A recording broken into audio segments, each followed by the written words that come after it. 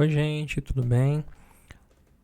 O objetivo desse vídeo vai ser fazer uma demonstração que pode ser útil para pesquisadores que porventura tenham que selecionar um conjunto de estímulos que variam ao longo de diferentes dimensões e precisam criar listas aproximadamente equivalentes de estímulos. Bom, qual é a ideia geral aqui do vídeo? Eu tenho essa planilha aqui que... Deixa eu só colocar uma quebra aqui, congelei os painéis. Então tem uma lista aqui de aproximadamente 900 palavras, 908 palavras, né? A primeira é o cabeçalho. Eu tenho as seguintes informações aqui. A estimativa de concretude das palavras, então, por exemplo, abacaxi é mais concreto do que abominável, né? Abominável é um adjetivo, então as pessoas avaliaram ali numa escala de concretude. Abacaxi é mais concreto em média, abominável é mais abstrato.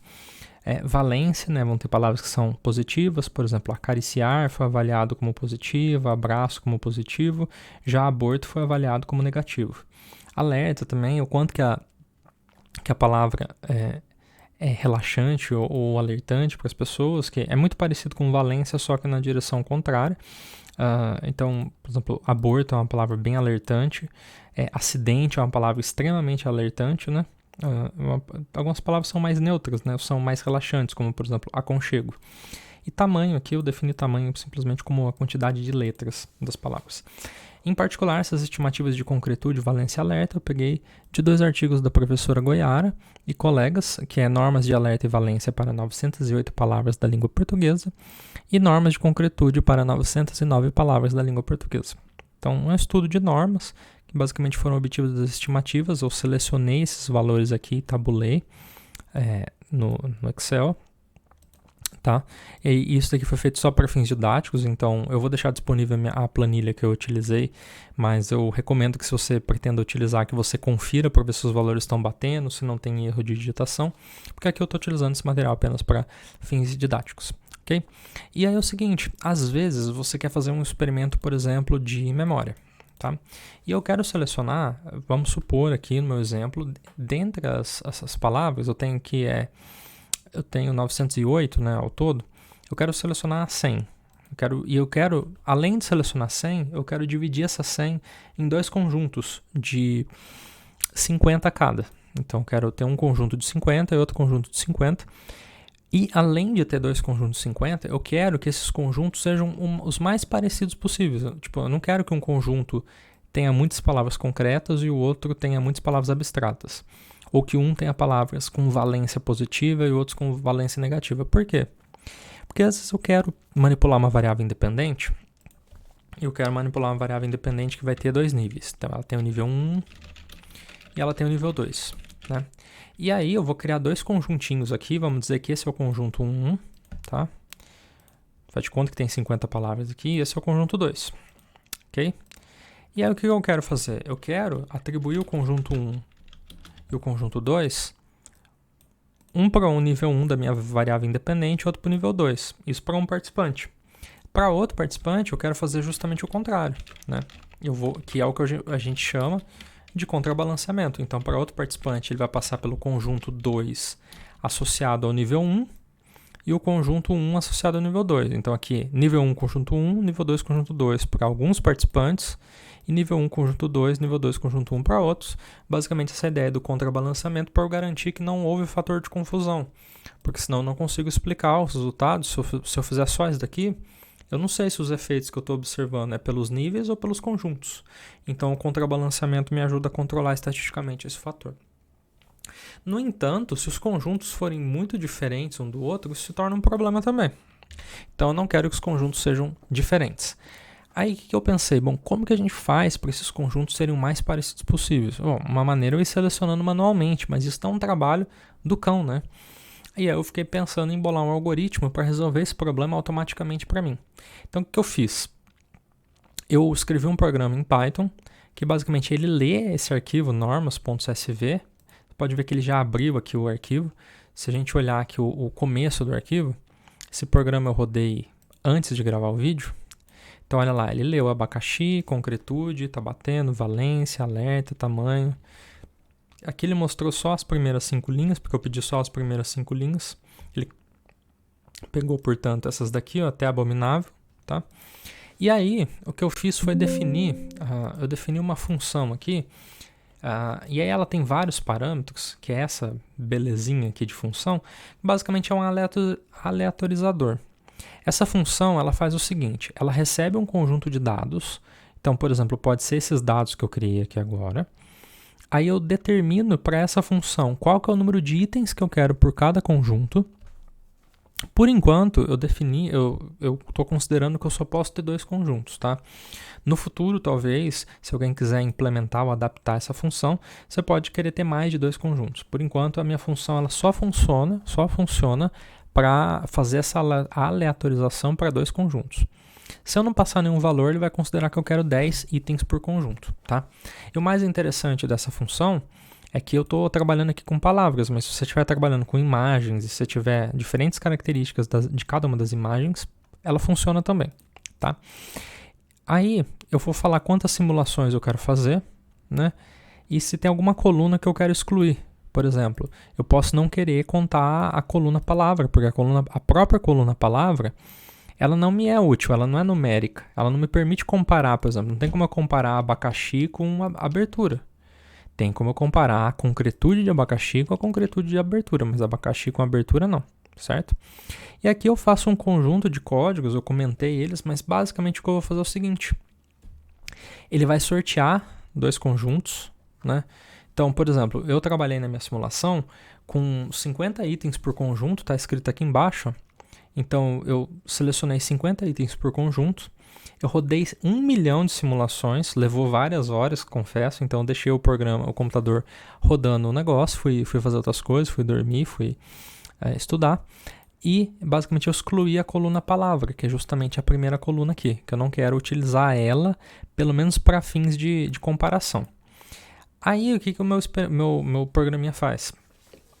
Ele está rodando 1 milhão de vezes, que foi o valor que eu determinei. Se eu quiser um pouco menos, eu posso colocar 100 mil, 10 mil, enfim. Aí, o que esse programa faz? Ele roda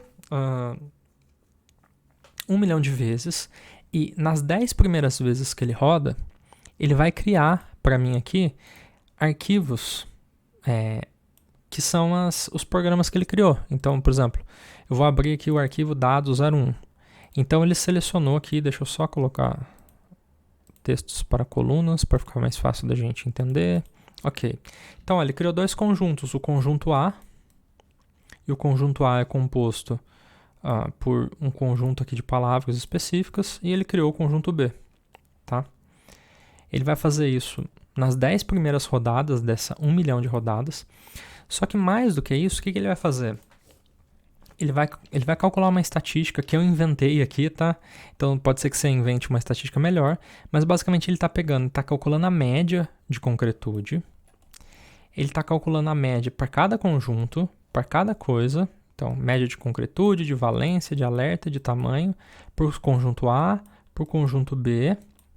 Depois ele calcula o desvio padrão de tudo, ele aplica uma fórmula lá específica que vai ser o quanto que essa fórmula basicamente ela vai estimar o quanto que as duas listas diferem em concretude, em valência, em alerta e em tamanho. Depois ele soma tudo. Tá, ele faz isso 10 vezes. E depois das 10 vezes que ele fez, o que ele faz? Bom, depois das 10 primeiras rodadas, ele faz o seguinte. Ele guarda os resultados, né? Esse valor aqui, para uma simulação, a distância, né, a diferença pode ser grande ou pode ser pequena. E aí ele guarda os 10 menores. É como se ele fizesse uma espécie de top 10 valores mais baixos. Então ele vai ter lá um valor que é, sei lá, 2.31, outro é 1.88, 1.86, enfim, até o décimo. O décimo vai estar lá, 1.01. Aí ele faz uma nova rodada. A nova rodada deu 2.45. Esse valor é menor do que o maior desses valores? Não, não é. Ele não é menor do que 2.31, então joga fora. Agora, na próxima rodada, ele dá 2.28. Esse valor é menor do que o maior valor aqui? Então eu faço o seguinte, pega esse valor, joga em cima desse, e pega esses dados que você criou e salva em cima do arquivo onde ele estava. Então ele vai salvar por cima. E ele vai fazendo isso até chegar a 1 milhão de rodadas. Após 1 milhão de rodadas, e aí ele vai imprimindo aqui ainda para mim, ó, quando eu rodei, ele vai falando, ó, na iteração é rodada, né? Primeira rodada, segunda, ele vai falando se ele criou um novo arquivo. Nas 10 primeiras rodadas ele criou arquivos. E a minha estatística de diferença é essa daqui, ó. Então você pode ver que a maior de todas aqui, nas 10 primeiras rodadas, foi essa daqui, ó. Foi no arquivo CSV 009, que é basicamente esse daqui, ó, que ele estava criando, tá? Aí foi 1.62. Na 11, note que ele já achou um valor menor. É o que ele faz? Ele salvou por cima. Ele salvou por cima do arquivo 09.csv, tá? E esse valor passou, o 05558 aqui passou a ficar em cima desse. E cada vez que ele achou um valor menor, ele foi salvando por cima. E note que nas primeiras rodadas, ó, ele vai achando vários valores por cima, tá? Só que aí quando vai passando o tempo, ó, ele começa a ter um monte de rodada que ele não salva nada por cima. Por quê? Porque ele não está conseguindo mais aleatorizar duas listas, dois conjuntos de palavras com 50 palavras cada com um valor tão baixo, tá? Se não me falha a memória, o 008 foi o que teve o menor valor de todos. Deixa eu ver aqui. O arquivo 008, ele teve um valor bem baixo. Cadê o 008? Aqui, ó. O 008 teve um valor bem baixo. Eu vou abrir o 008 e vou tentar calcular esse valor aqui para mostrar como que o programa fez. Vou abrir aqui o 008. Tá aqui, dados, texto para colunas, tarará, vírgula, ok. Deixa eu só arrumar aqui. Ok. Olha, ele tem aqui até aqui, são as 50 palavras que ele chamou de conjunto A, e depois ele tem aqui as que ele chamou de conjunto B. O que eu vou fazer agora é calcular a mesma fórmula que eu inventei lá. Pode ser que não seja a melhor fórmula, tá? Talvez você encontre uma fórmula que é mais efetiva. Mas eu vou calcular a média do A, depois eu vou calcular, vamos lá, média do A, depois a média do B, desvio padrão geral, depois eu vou calcular o total, né, que é a fórmula geral, e depois vou calcular o somatório, tá? Então, basicamente, a média do A é a média, né? Até aqui, nenhum problema, tá? A média do B é essa média aqui dos verdinhos. E o desvio padrão geral é basicamente o desvio padrão de tudo, ignorando se A ou B. Isso está implementado aqui no meu código. Ele está implementado aqui, ó. Essa aqui é a média do A, essa aqui é a média do B. E depois o que ele está calculando, na verdade, é um desvio e ele calculou o absoluto. Então, basicamente, ele está calculando o valor absoluto dessa diferença aqui. Opa, fiz errado. Aqui, dividido pelo desvio padrão. Quase como se fosse um score Z, no fim das contas, né? E aí ele calcula isso para cada uma das dimensões. E depois ele faz uma soma de todos esses valores aqui, que deu esse valor aqui, 0048497, que... cadê? Eu falei que era o arquivo 008, né? Que é basicamente esse valor aqui, ó. 004485, né? Se eu arredondar aqui, né, e diminuir um pouquinho as casas decimais, é exatamente esse valor que ele calculou, né, que o Python já fez para mim ali automaticamente. É esse valor ali que ele calcula. E note, de fato, que os conjuntos eles são bem parecidos, ó. Quando você pega, e eu não fiz nada manual, o que eu fiz manual foi escrever o código. Olha só a média de concretude dos dois conjuntos, porque esse é o ponto fundamental, né? É isso que a gente estava tentando fazer desde o começo. Ó, a média de concretude dos dois conjuntos é muito parecida, de valência é muito parecida, de alerta é muito parecida, e o tamanho médio, considerando o número de letras, é muito parecido. E olha só que legal, aqui eu só tenho 4 coisas. Se eu tivesse 20 fatores aqui, familiaridade, imagiabilidade, poderia ter um monte de outras características, não mudaria nada no meu código. Não mudaria nada, eu só teria que rodar ele de novo, tá? Deixa eu só fazer mais uma coisinha aqui, que agora eu vou jogar fora o código anterior que eu fiz. Então deixa eu fechar isso daqui.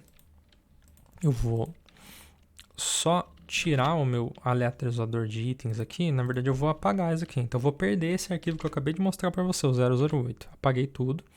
Ó, minha planilha está vazia. O que eu vou fazer aqui agora, eu vou executar ele aqui, só que ao invés de fazer 100 mil vezes, eu vou fazer só 10 mil simulações. E a gente vai ver como que é o comportamento do programa. Olha só. Coloquei para rodar. Ele não deu porque, claro, eu esqueci de carregar as coisas de novo. Então vamos lá. Tá rodando aqui. Ok, vou abrir a planilha. Né? Ok, é porque eu tenho que rodar de novo, gente. É por isso que ele deu erro ali, porque como eu não tinha rodado ainda, ele não reconheceu a função. Ok, vamos lá. Então vou rodar 10 mil vezes.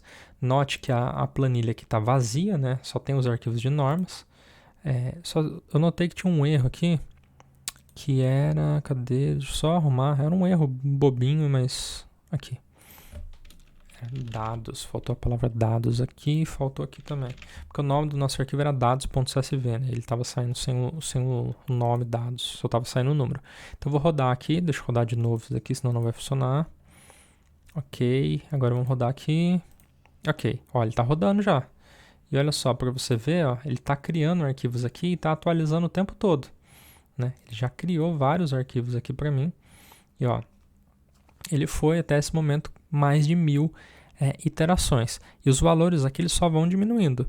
Nas iterações que não tem valor algum, é porque foi uma iteração que o valor não minimizou essa, vamos chamar assim, entre aspas, de função de custo, né? Função de diferença. Mas quando ele está minimizando, ó, eu já estou conseguindo com aproximadamente 5.000 simulações valores relativamente baixos. Né? Dá para eu diminuir mais? Dá. Para eu diminuir mais, eu tenho que aumentar o número de simulações. Mas com 10 mil, eu já vou conseguir criar alguma lista bem razoável. Então, eu vou deixar ele concluir as 10 mil aqui. Afinal de contas, não falta muito. Já foi quase 8 mil. Só para mostrar que não tem trapaça no meu código. Vamos ver, então. Olha lá. 006, tem um valor aqui que foi 004. Que é o arquivo 8 de novo, né? Na sorte, o 008 foi o que teve o menor valor dos que eu tô vendo aqui, né? 008, né? Não tem nenhum valor menor. Tem esse daqui que está muito próximo. Eu vou pegar esse valor aqui que não foi o menor, mas o 0010. Vamos dar uma olhadinha nele, então. Eu vou repetir aqueles cálculos que eu fiz, só que esse agora é para um arquivo que eu fiz agora, né? Que não é inventado, né? Olha só que legal. Vamos lá, então. Opa. Vírgula, ok, avançar, concluir, ok. Como eu disse, eu estou utilizando uma fórmula específica. Talvez você encontre uma fórmula melhor para resolver esse problema do que a minha, né? E aí tudo bem. Então vamos lá, eu vou calcular aqui média do A, média do B, desvio padrão geral, fórmula e a soma. A soma eu já sei de antemão que é esse daqui, né? Então a média do A vai ser, tem que achar o A, é aqui, ó, média de concretude. A média do B é essa daqui, tá aqui. Olha lá, agora a média ainda ela tá bem diferente ainda. Por quê? Porque provavelmente eu não conduzi um número de simulações adequado o suficiente, talvez um pouquinho mais ali. Mas você viu que com 10 mil ele foi relativamente rápido, né? Então agora eu vou fazer calcular a diferença aqui. A diferença dividida pelo desvio padrão, né? Eu vou puxar para cá. E aqui está o nosso valor aqui, que foi obtido, que é esse daqui. E vamos ver se está batendo com o que está lá. Olha lá, 004936. Então acho que tem que pôr mais uma casa decimal aqui. Opa. Olha lá, exatamente o valor. Então foi o valor que ele obteve que fez com que ele salvasse isso daqui. E olha só, os valores eles ainda... Aqui tem uma pequena discrepância, aqui também tem, mas são pequenas. A discrepância grande está em concretude ainda.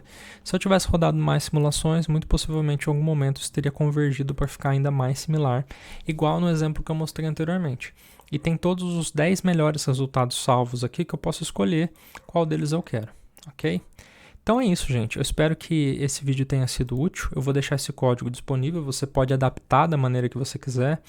Em particular, a minha função, ela está, sobretudo, os meus cálculos da minha função, eles estão aqui. Cada parte da função faz uma coisinha. Se você não entender alguma coisa, pode entrar em contato comigo.